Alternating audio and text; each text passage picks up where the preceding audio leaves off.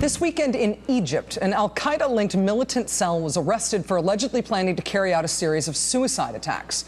The three men who were arrested were found to be in possession of 22 pounds of explosive materials. Today we learned with a bit more certainty than we had over the weekend that the planned targets of their attack were two foreign embassies in Cairo, the French embassy and the American embassy. There's a long, terrible history, and in many parts of the world, there is a terrible risk of violent attacks on U.S. diplomatic facilities abroad. They're the really famous ones, like the Beirut embassy bombing in 1983, the bombings of the U.S. embassies in Tanzania and Kenya that happened in 1998. Just during the George W. Bush administration, there were attacks on U.S. diplomatic facilities in Pakistan and Saudi Arabia and Uzbekistan and Syria and Greece. There were about a dozen attacks in total on U.S. diplomatic facilities abroad during the Bush years. This sort of thing happens a lot. And of course, it was not the embassy, it was a diplomatic facility, a sort of diplomatic outpost in Benghazi in Libya that was attacked last September, at which our ambassador and 3 other Americans were killed.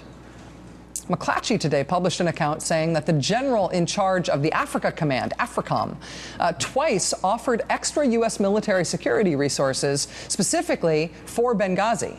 Offered extra military security resources to Ambassador Stevens. He offered security specifically to protect that outpost in Benghazi that got attacked. And the offer came about a month before the attack there.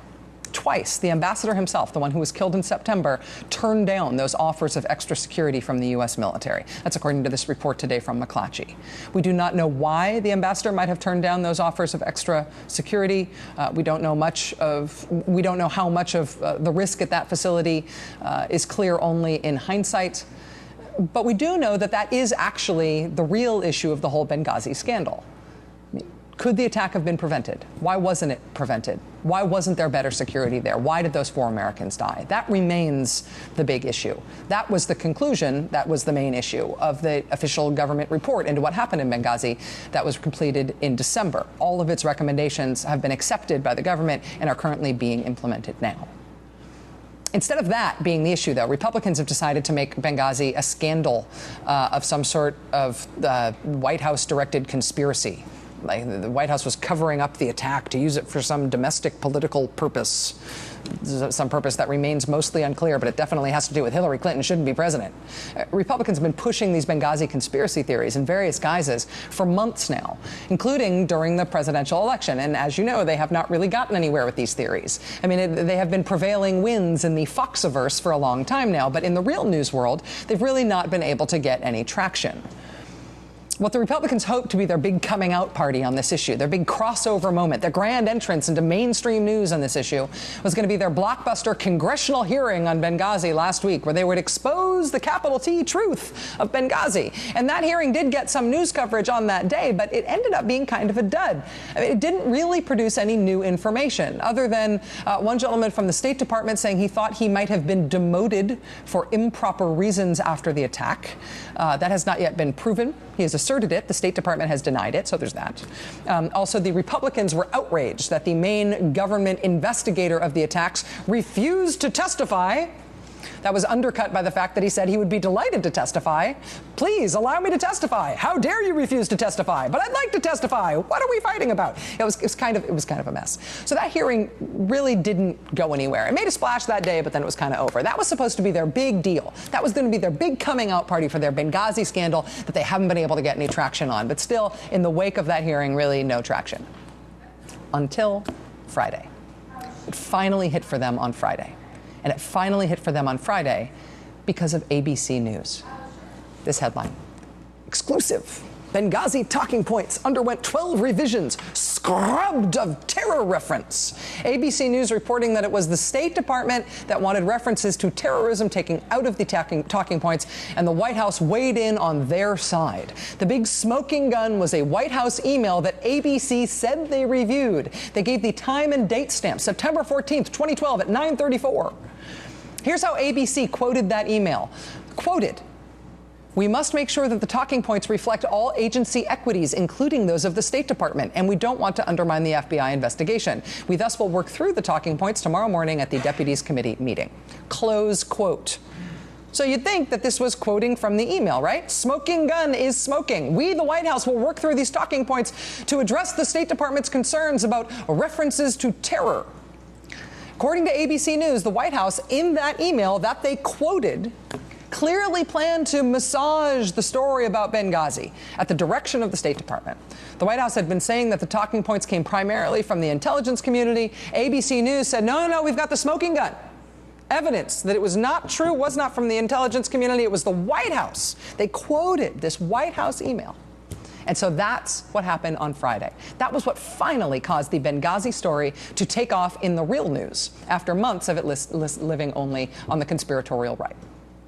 And it turns out that ABC News that finally blew this story open for them and made it a mainstream story, that ABC article, turns out was totally wrong. ABC blew it.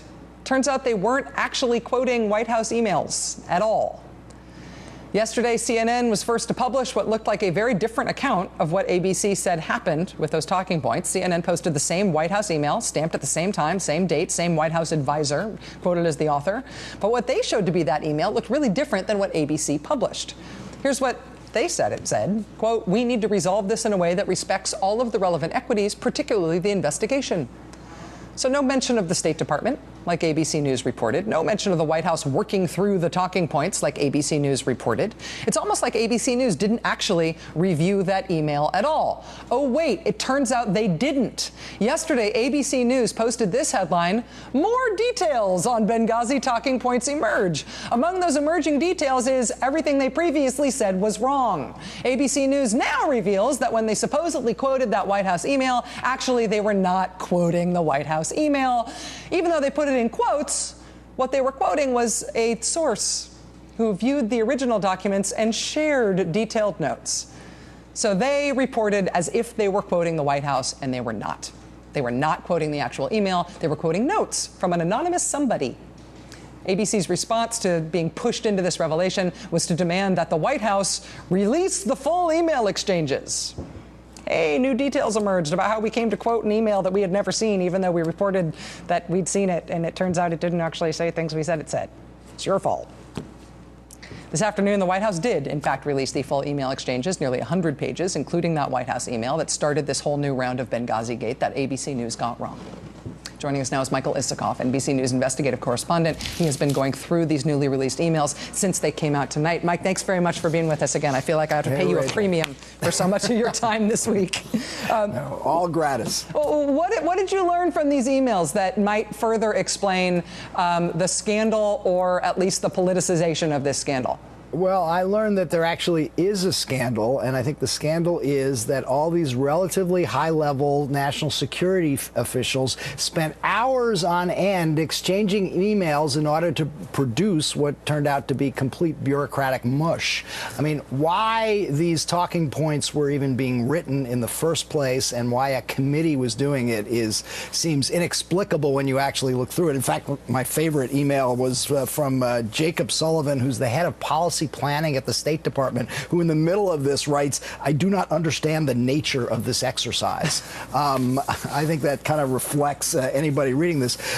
Look, there is no smoking gun, to say the least. In fact, there's almost an anti-smoking gun, which is the email from the general counsel of the CIA, who at one point explicitly writes, "I know there's a hurry to get this, but we need to hold it long enough to ascertain whether providing it," this is the original talking points, which did have information about al-Qaeda, which did talk about Libya being awash in weapons, and that this being likely an attack by militant extremists. But whether providing it conflicts with the express instructions from national security staff, DOJ, FBI, that in light of the criminal investigation, we are not to generate statements with assessments as to who did this. So that's coming from the general counsel of the CIA, and that sort of sets the ball in motion in terms of scrubbing out all relevant details about who was behind the attack from the talking points. Then you put on top of that very revealing sort of bureaucratic knife fight between the State Department and the CIA,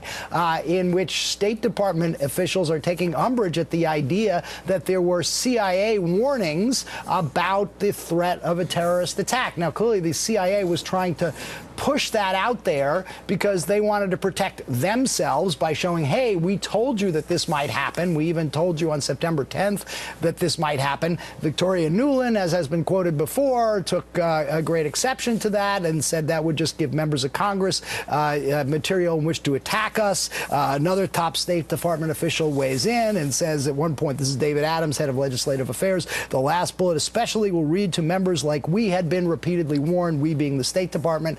They didn't want that in there. At the end of the day, it all gets taken out. We're left with that mush where Susan Rice says almost nothing, and then the sort of piece de resistance, which is David Petraeus's email, reading it, seeing all the stuff about the CIA warnings, and then writing no mention of the cable to Cairo either. Frankly, I'd just as soon not use this. This is about the talking points. Then no, but it's NSS's call. That's National Security Staff, to be sure. And, you know, regardless, thanks for the great work. I'm not quite sure what the great work was there. But bottom line is there's no indication of a partisan political motive for scrubbing this because of the election. There is plenty of evidence of this bureaucratic tussle between the State Department and the CIA, and that's, at the end of the day, what we were left with. What I realized is that all of my fantasies built up from all of these years of watching spy movies and reading spy novels about how exciting it must be to work as like a top-level spy. Actually, I don't want that job at all. It sounds like it's bureaucratic nonsense. You don't want to be a part of this email chain. Well, I don't understand the nature of this exercise is exactly how I felt reading it. Michael Isikoff, NBC News investigative correspondent. Mike, thanks very much. Really appreciate your take on this. When the president came out and said, there's no there, you guys have already been through all of these emails. Why is this all of a sudden a political scandal? The reaction to that was, well, obviously this is a political scandal. Didn't you read the quote from ABC, what they said happened in the White House? The president was right and ABC was wrong, and ABC should apologize. And I don't say that lightly. We'll be right back.